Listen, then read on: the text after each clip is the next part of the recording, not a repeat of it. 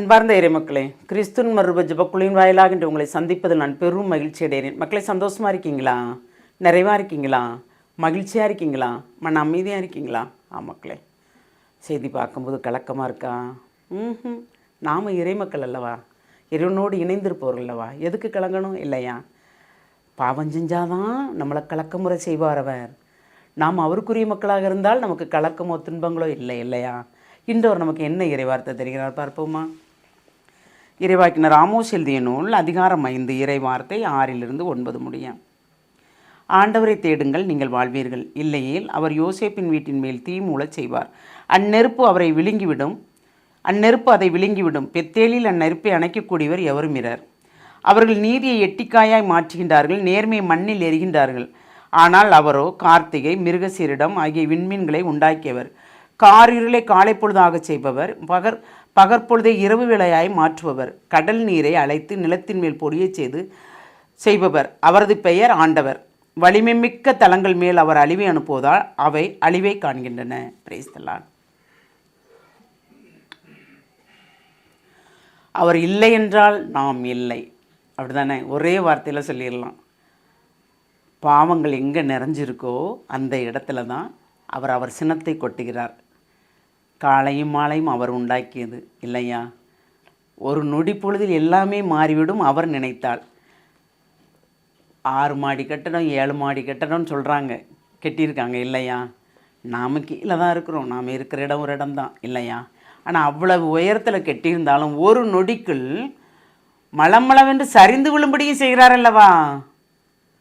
இப்போ இடையில் ஒரு இடத்த பாருங்கள், எவ்வளவு அழகாக இருந்துச்சுன்னு சொன்னாங்க. ஆனால் அந்த இடம் பாலைவனம் மாதிரி இப்போ ஆக்கணும் தான். எங்கேருந்து நெருப்பு வந்து விழுந்துச்சுன்னே தெரியல. அப்படி ஒரு நெருப்பு வந்து அந்த இடத்த ஃபுல்லாக, ஏன்னா கடவுள் இல்லை என்று பழித்த இடத்தில் உடனடியாக பதில் கொடுத்தார். அதுதான் இறைவன் இல்லையா? ஆண்டவர் எல்லாற்றையும் அவரே படைத்தார், நம்மளை ஆளும்படி செய்தார். ஆனால் நமக்கு தான் என்ற அகங்காரமும் ஆணவம் வந்துவிட்டு நம்மகிட்ட எல்லாம் இருக்குது, நம்ம யார்கிட்ட போய் நிற்கணும்?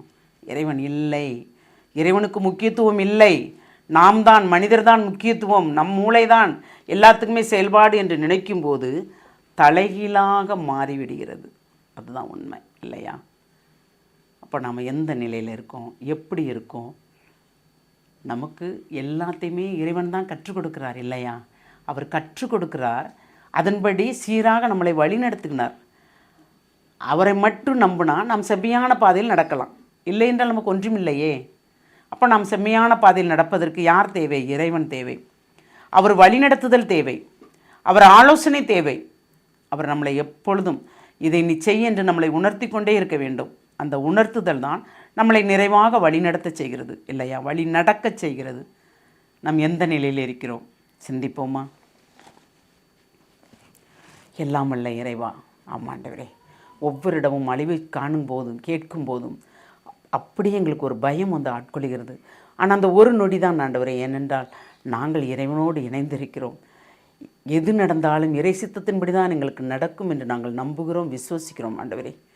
இன்னும் அந்த விசுவாசத்தை நீர் எங்களுக்கு பெரிதாக்க போகிற அந்த கிருபைக்கு நன்றி கூறி எங்களை முழுமையாக உம்முடைய இரக்கத்துக்குள் ஒப்புக் கொடுக்கிறோம். ஜெபம் கேட்கும் நல்ல பிதாவே, ஆமேன், ஆமேன், ஆமேன்.